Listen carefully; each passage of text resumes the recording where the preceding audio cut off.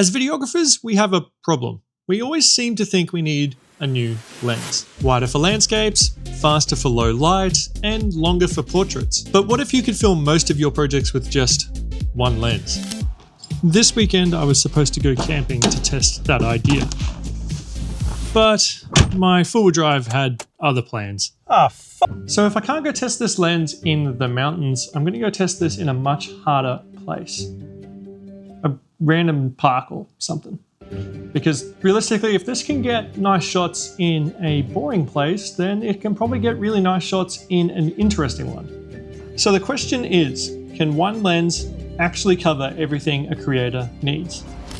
All right, so we're at the park now. I've got the little guy with me. We're gonna go to the dog park, and then I'll sort of explain to you what lens I'm talking about and why I think it's the only real lens that most people would need if they're doing their sort of creator sort of stuff, like content creation for social media, things like that. Even like a beginner videographer starting out, it's probably one of the best lenses you can buy on the market right now for the versatility behind it, but we'll get into that. All right. Good boy. Some really weird big birds just chilling here in the park. They're everywhere. I've never seen them before. They're like a crane or something. You need to lock the door though, buddy. Stole the fiance's car to come out here today because obviously my car is having issues, but that's all right. We'll fix that and then I'll be able to go camping once again.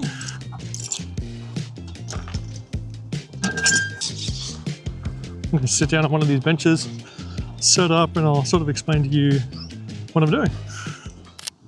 All right, so we're at the park now, and the lens I am talking about is this one. It is a Sigma 17-40 1.8 art lens. And yes, it is an APS-C lens technically, but it can still definitely be used on full frame lenses and produce amazing image quality. But overall, it is a really, really good lens, especially for the people that are on APS-C cameras like myself with an A6700 or anything like that. Now they have this for a Sony mount and then one other mount, which I think is Fujifilm or something like that. Now this lens is definitely rated as a really, really good lens from Sigma. Even though it is a third-party lens, it produces basically first-party image quality. Arguably, it's on par with the Sony G lenses or Sony G Master lenses with the image quality that you can get out of this because of that art line lens from Sigma. Even their contemporary lenses are really good. They're just not as sharp edge to edge basically, and they're a little bit cheaper, obviously, the contemporaries, which is a good thing for a lot of people, whereas this, it's just another step up. And there is another lens that was sort of based off, which was a 16-35, I believe it was. It was a pretty old lens. They introduced it back in like DSLR days, and you know, it needed an update, and this is the update, and honestly, this thing is phenomenal. Now, part of this test, the lens needs to be able to do a number of things. So I'm gonna just put that back in the bag. Now, I've written it down. There is 5 different types of shots that this lens needs to be able to take. And if it can't pass all of these, then it's not a very versatile lens. But that's why we're out here today. We're gonna test those things. Now, the plan originally was I was gonna go camping and try and get all of these shots while camping, but obviously, I can't work out, so we're just at this park here.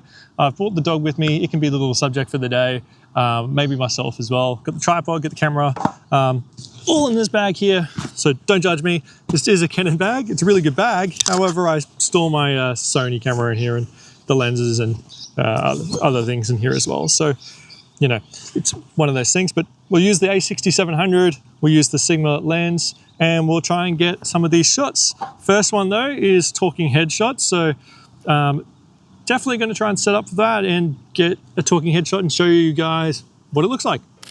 So this is the talking head shot. And as you can see, I'm pretty wide right now. I've got 17 mil on the lens, which is probably equivalent to about a 20 or so in full frame talk. So this is pretty good for most people for talking heads. Now, some people like to go all the way into like equivalent to a 35 mil for talking heads. So I'll do that now on this lens, which is roughly around that 24 to 28 sort of mark. So I'm put it on 24 right now, and it brings it in a lot nicer, and you get sort of this nice sort of framing from that. It gives a nice effect. Some people prefer this over the wider shot, but I personally like the wider shot over the closer in sort of shot, but it does depend. And I've got the camera on 4.5 on aperture, so there's not huge amounts of depth of field. Just because it is quite a bright day, I needed to pull that aperture back a bit to sort of color that light down. I've got an ND filter on as well, but it's still too bright otherwise with it being all the way down to like 1.8 for the aperture in this sort of setting. But that'll come in handy when we get to another shot type later on, and potentially some of these other shots that we'll be doing throughout this video. So on to the next one, which is B-roll shots. So B-roll shots, you need to try and get that nice depth of field, like I said, so that lower aperture is going to really help here. And then you also just want to be able to like frame it up compositionally wise, and having that 17 to 40 millimeters of focal length to sort of play with to try and get those shots and craft those shots and compositions. It's going to be really handy compared to just having like a singular prime lens or something like that that's really good and really fast. I think this is going to be very easy to sort of shoot some B-roll shots. So we'll try and shoot some now of maybe the dog, of some plants and things like that, maybe the birds that are sort of out in the field, and see what they look like.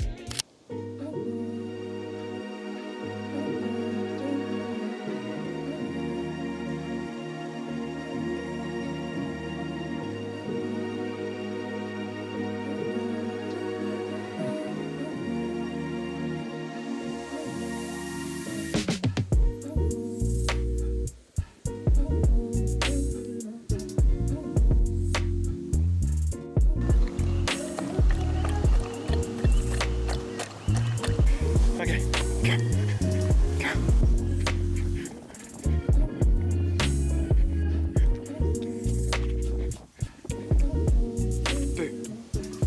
Now the next sort of shot we need to get is a wide shot. And now this is pretty important for a lot of different people because it helps set up an establishing shot for locations and B-roll clips and sequences, or sometimes you just really need a wider lens in order to sort of fill everything into that frame that you want to capture. And that's why I think going down to 17 mil on this lens is pretty good. It's probably on the edge where you want it to go a little bit lower if you could, but you're happy to live with 17. Whereas like if you're looking at a 35 or a 50 mil prime lens, you'd be in strife trying to get a wide shot. Now I'll set up a shot where I'm looking out in the field and I'll throw the ball for the dog. That'll sort of give you an idea on a 17 mil wide shot, and it should look pretty good.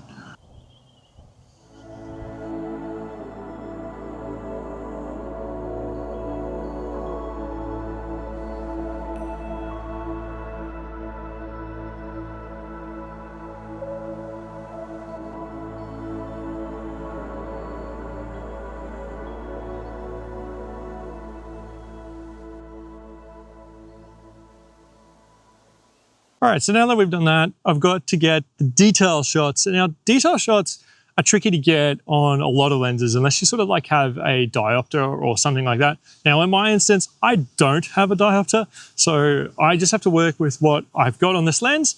But this should give you a good test of what sort of detail shots will really work for this lens. Now, sorry about the wind if you can't really hear me. I'm trying to put my back to it so that way you can still understand what I'm saying. I'm gonna go try and get a couple of detailed shots, maybe me like grabbing something out of my camera bag or putting lead on the dog or something like that. I'm not 100% sure yet, but I'll work out a couple of detailed shots. I'll get maybe 2 examples, and then you'll be able to sort of see just what this lens can do with detailed shots. Ooh, it's losing focus. There we go. Perfect. Okay, there we go. I think I'm getting it. Just gonna rest the camera down here. Push it in.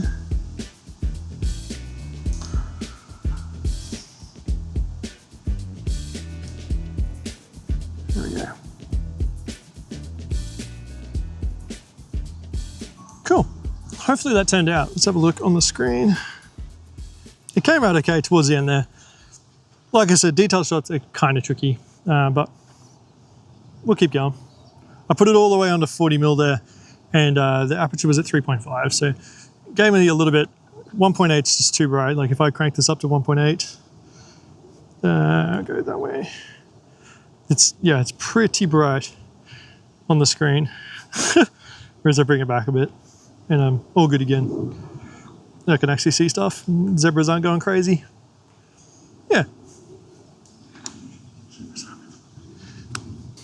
All right, so we've got one last shot to get, which is the low light shot. Now I can't obviously do that here because of obvious reasons. It is still pretty bright outside, and honestly, this dog is kind of done. He's done running around for the day.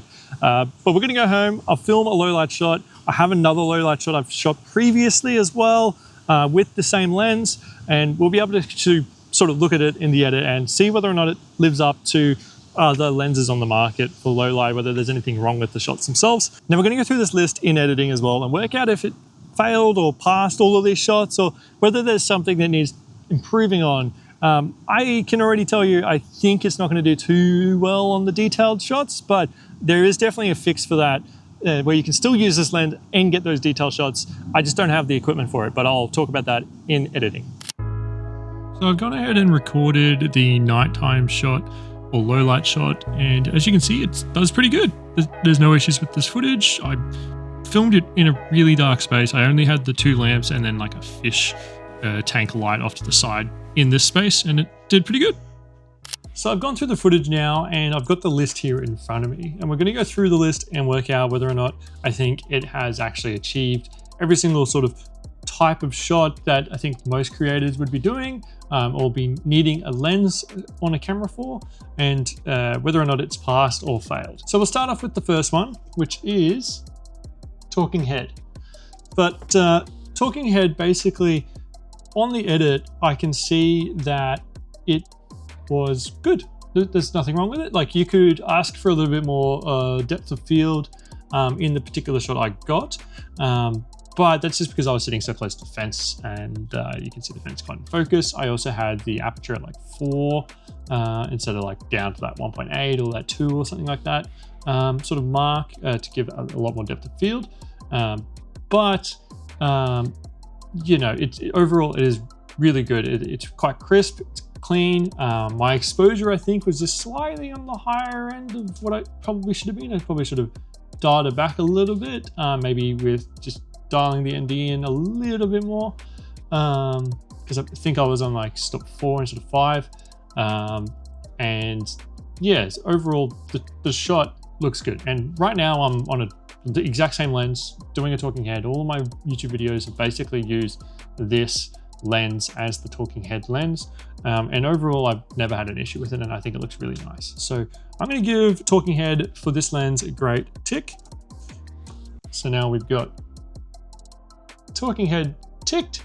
Next is B-roll. So B-roll, I think it did good. Like, the B-roll shots I got could have been better. I agree. I don't think I got the best B-roll shots, but like for what I've got, you've got some really nice like sort of the sharp areas where it's wanting to be sharp, and then nice depth of field for some of these close-up ones where I've got, like, say, the dog sort of looking to the side, and the dog itself is very nice, sharp, exposed, everything like that. And then in the background, everything has that really nice bokeh on it. So I think for like B-roll shots, for like whatever sort of B-roll style you want to get, overall it's really good.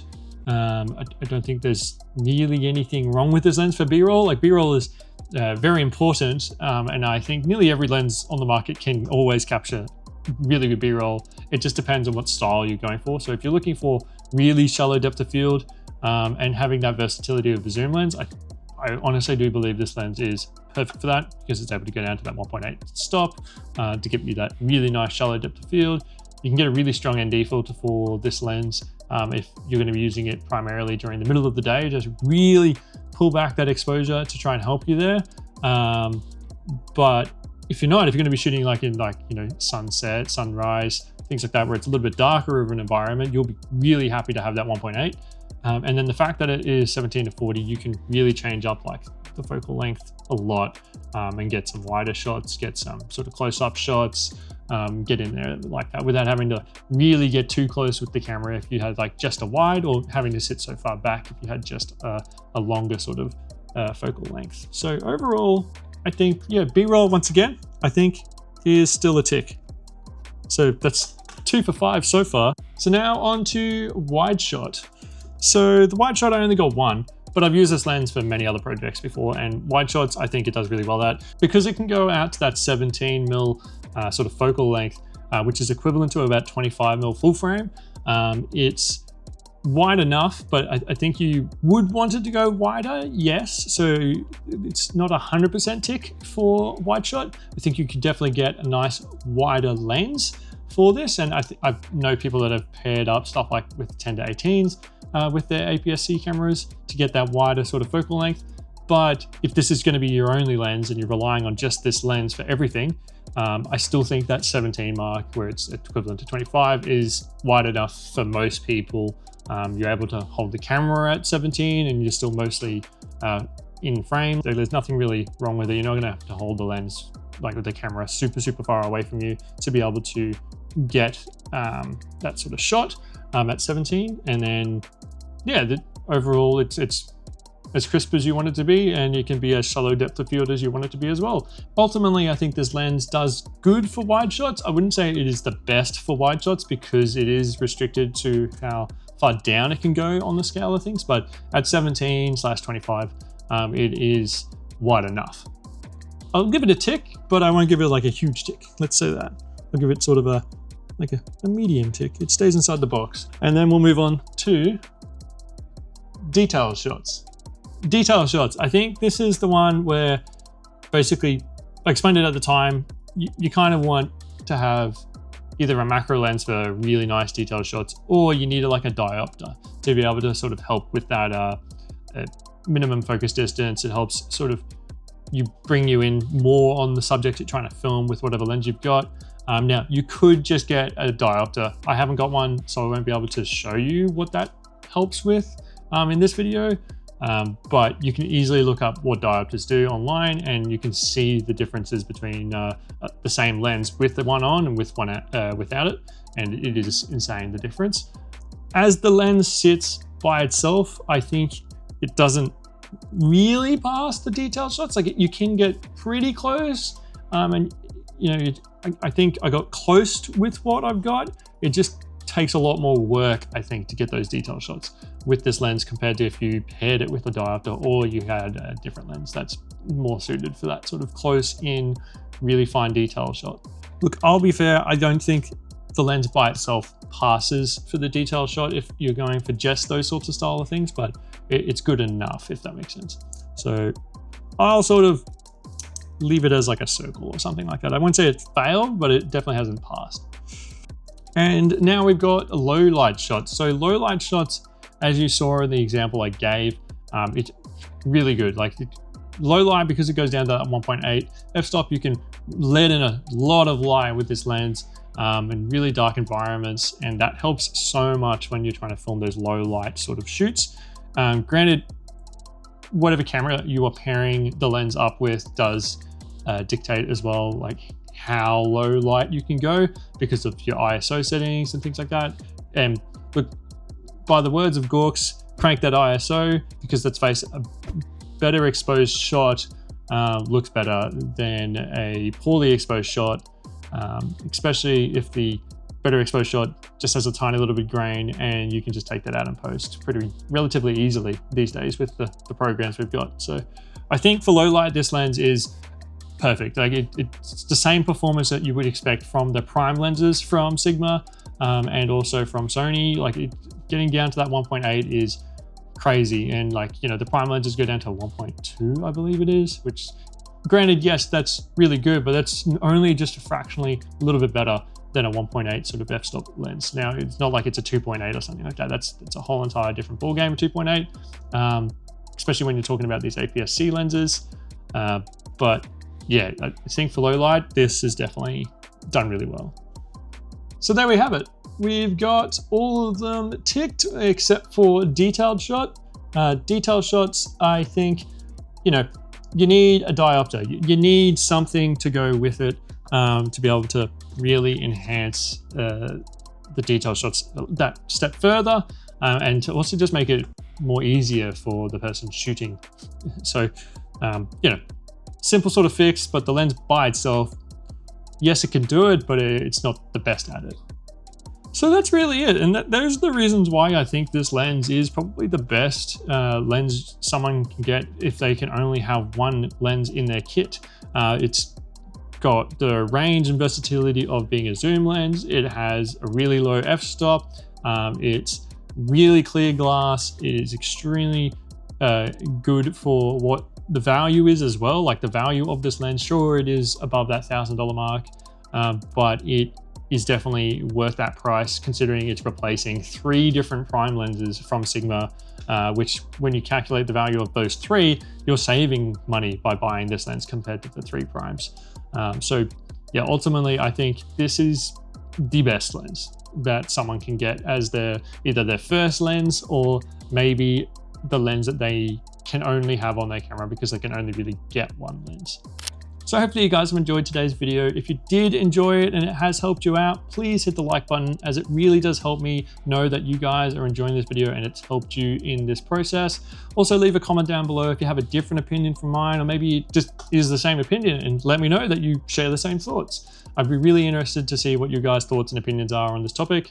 And it'll also probably help out other people watching these sorts of videos with their choices of what lens they want to buy next. So yeah, hope to see you guys in the next one, and enjoy.